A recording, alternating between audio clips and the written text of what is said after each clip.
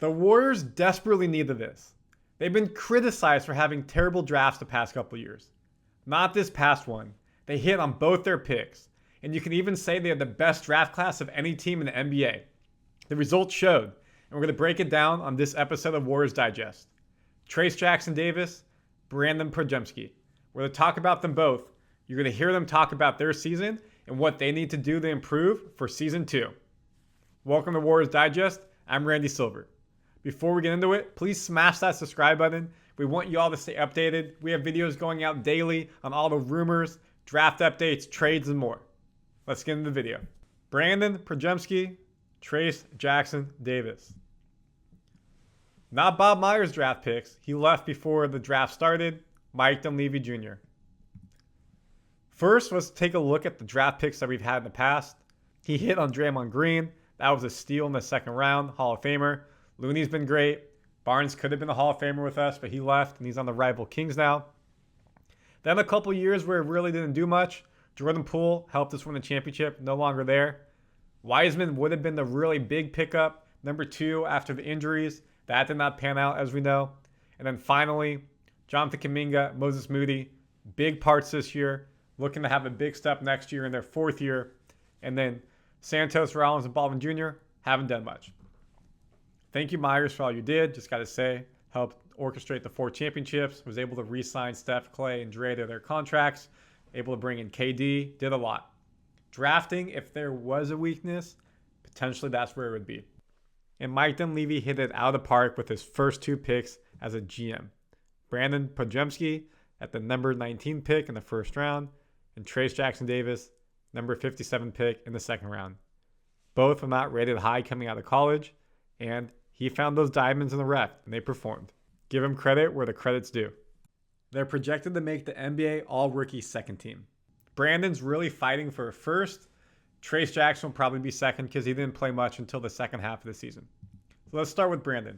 Let's hear him talk about what went really well this season, and then he'll tell you what he needs to improve on in this offseason. Continue to elevate my assist-to-turnover ratio, try to lead the team in rebounding again, just all that kind of stuff that impacts winning at a high level. Because at the end of the day, I don't want to be in the play-in anymore.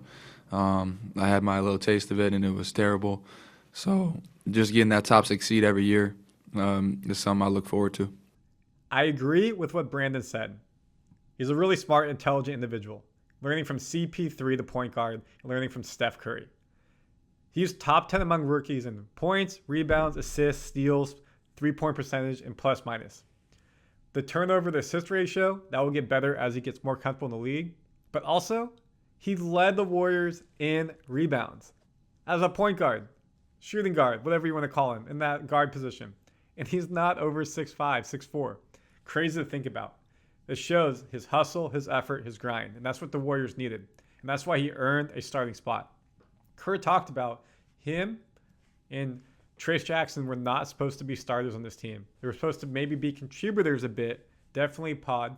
Maybe not Trayce Jackson. Brandon was second among rookies, only behind Wembanyama when it came to 17 games with 10 points, 5 rebounds, 5 assists. And he led the NBA in charges. Led the NBA in charges. That's putting your body on the line. You know who did that significantly for years over years over years? Chris Paul. Impressive. Learning from the best. When we look at his stats, he started 28 games, shot 45% from the field, 38 from 3, 63% from the line. So definitely shooting free throws would be something he can work on. 63% is low for a shooting guard. 9.2 points a game. 3.7 steals, and then almost 6 rebounds. And when Steph wasn't handling the ball, he was able to, and was really able to, one, work with the first team or work with the second team if CP3 was out. My favorite stat from Brandon is this. He was 4th among all guards with 5.7 rebounds per game. Above him, Josh Giddey, Josh Hart, Luka Doncic. Below him, Shea, MVP candidate, Anthony Edwards, MVP candidate, Drew Holiday, Jonte Murray, James Harden. 4th. Are you kidding me, dude? Amazing. That just shows his rebounding prowess. And again, he's not a big man. He's a guard. So it shows he wants to get in there. He's doing the dirty work. He's getting rebounds and he's getting blocks. He's getting, he's creating charges. which means he's getting his team possessions. One, the team's not getting offensive rebounds, so Warriors are going down, stopping momentum. And two, he's stopping points by getting charges because those are in the paint most likely.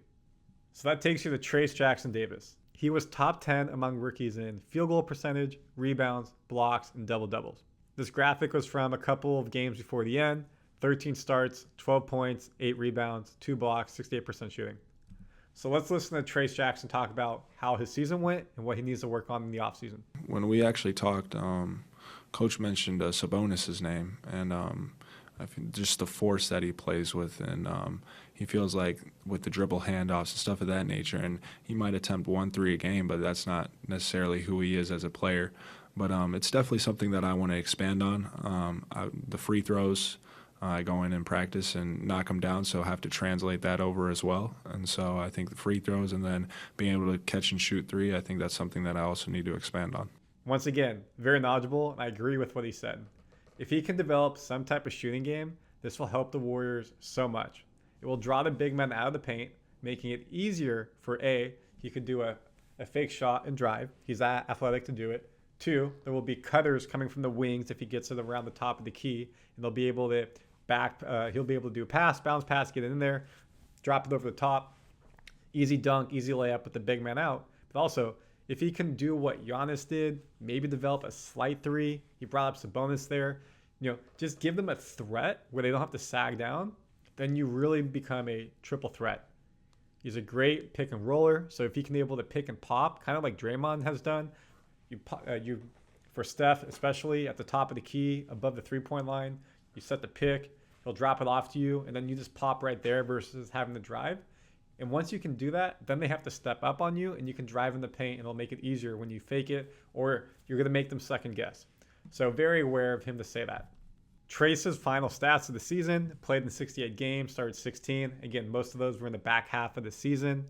70% field goal percentage, however, 56% from the line. And this was the other thing he talked about in the video. I need to shoot better from the line. Easy. Offseason will help you practice. Do what Steph did and try to make 300, 400, 500 every practice. Practice makes perfect. Averaged 8 points a game, 1 block, and we'll talk about that block in a second, 5 rebounds.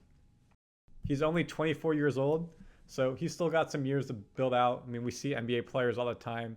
When they get around 28 to 30, they're thick. I mean, look at Giannis when he came in the league.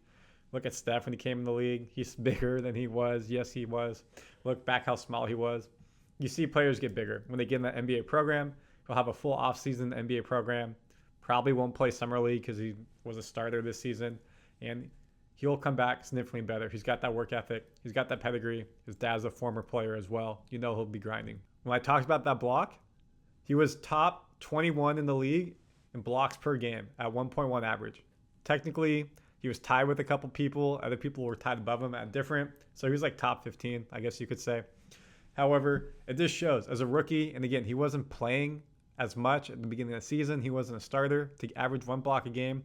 It's all effort. It's all effort. He's so young still, learning the league. He was a 4-year senior in Indiana, and he came out and did better than anybody expected. Without these two, we don't have the season we have. We definitely don't make the play-in game at all. When Clay wasn't shooting well, when Wiggins wasn't shooting well, CP3 was out hurt, GP2 was in and out of the lineup, these guys were healthy and stepped up for us, and it was big. Now going into their sophomore seasons, there's always that sophomore slump people talk about. They need to develop. As Brandon said, assist to turnover ratio, continue to get better at shooting, game management, and Trayce Jackson-Davis, shooting, free throws, getting some meat on those bones. Give credit to Mike Dunleavy Jr. in his first season as the GM, in his first summer as the GM. What did he do? He drafted those 2 players, and he was able to trade Chris Paul for Jordan Poole. Got rid of the headache that was Jordan Poole. He's not the headache. It was just a headache for the team because the punch hurt around the world. The chemistry was off. Something had to do. Chris Paul was a great backup point guard for us, and he was a great mentor. And it really showed in the way that TJD and Brandon were able to excel this season. Do you agree? Comment your thoughts. Let me know what you thought about TJD and Brandon this season. Anything I missed that they can work on moving into next season.